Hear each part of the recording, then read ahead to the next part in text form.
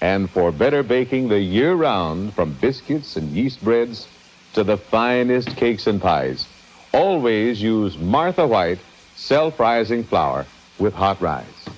Goodness gracious, it's good.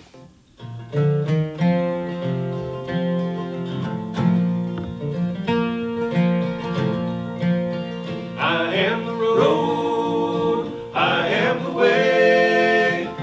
Many walk down and many will stray. Straight and narrow, far and wide. You won't be lonesome, walk side by side. This band has always been collaborative, you know. So it just kind of unfolds in what feels like a pretty natural way. As soon as we start playing a song in the sound check, boom, there it is, the sound, you know.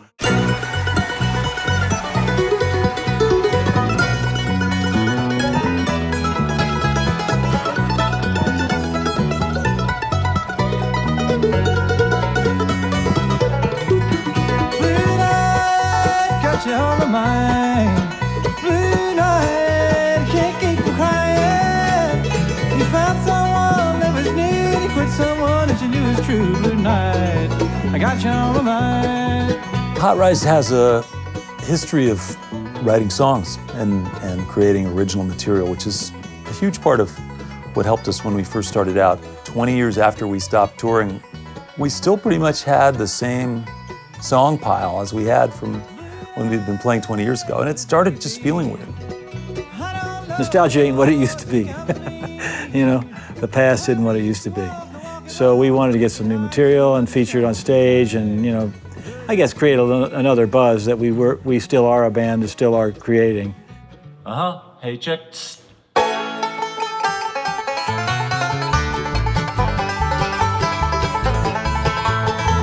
We've done a couple of tours where we're together a lot, but otherwise we wouldn't see each other for months and get together for some big festival. So it was always a little more hurried, a little more just do what we know we can do rather than get into the growth aspect of the band. Since Charles died, it's been different. It's been less frequent, and it's just been strange. We kind of finally decided, okay, we're going to keep doing this a little bit every year, and Brian's the guy, and that was about 10 years ago.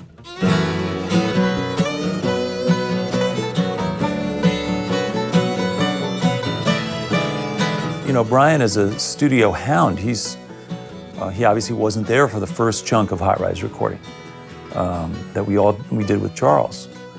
But Brian is a guy who's a first call studio musician in Nashville, so he spends his life in a recording studio. So he brought some stuff too that's, you know, about feel and tempo and arrangement and things that were interesting. It's the first time the band's, you know, sort of come together to make a concerted effort like this, which will be a record, I think, in, you know, 24, 25 years or something like that. It's an opportunity to kind of document kind of where it is right now. You know, we have our own sort of band language that reemerges. You know, you sort of, there's a lot of in jokes, there's a lot of phrases that mean something to us that wouldn't mean something to somebody else. That starts to come back. And we're all creative people, we're all better musicians than we were when we stopped. So the idea for a new record as a catalyst to sort of help this new material take shape made a lot of sense to all of us.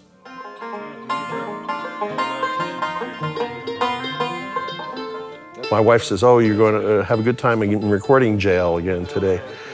And I thought, well, no, it doesn't feel like a jail. Sometimes it does, but not here. So thumbs up for E-Town Studios. I know what that is. Yeah, I was thinking about that. And we wanted to try out this room for a couple different reasons. One, just because it's cool and new and it's ours and it's available. And the other is that, you know, my association with E-Town Hall just kind of made sense that the first real record that would get recorded here would be a Hot Rize record. And so we were really lucky to have James Tuttle, who's our house engineer and does all our stuff here for E-Town. But Dave Cinco is also a really experienced, just expert at tracking this particular style of music and these instruments. It was just too great an opportunity to pass up. He's a guy that's always been in bluegrass in some way. He made mandolins. That's the first time I met him. He was a mandolin maker.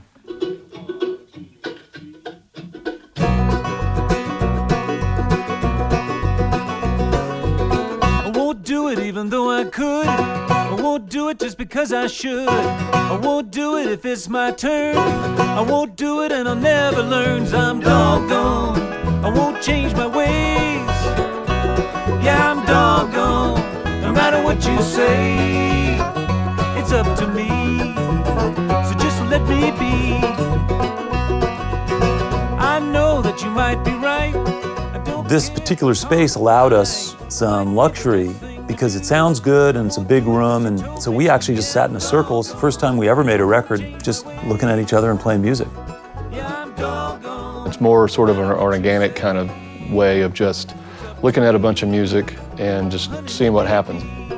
It's freed us up to just to play like we're playing in a room together, which is, we've never did that, other than, you know, rehearsing. We didn't even do it on stage. I mean, we always had a PA, and it's an interface that we kind of took away, and it's kind of nice. Stuff.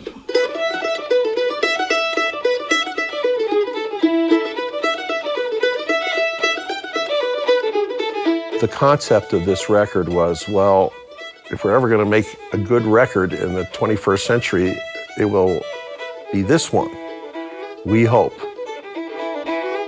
And then we finally have gotten to the studio. It's a long way back, I'll tell you.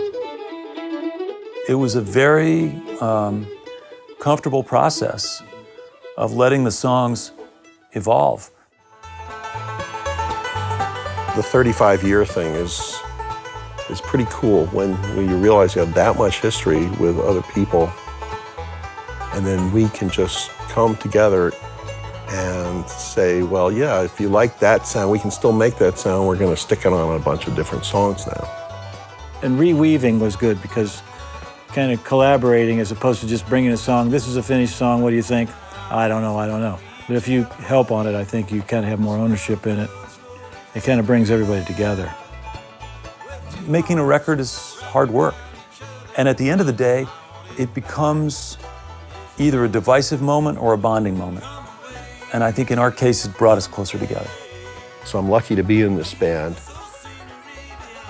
And I would just be happy to play Hot Rize gigs until I'm unable to. And I've gotten to play over 1,500, so I'm pretty happy about it.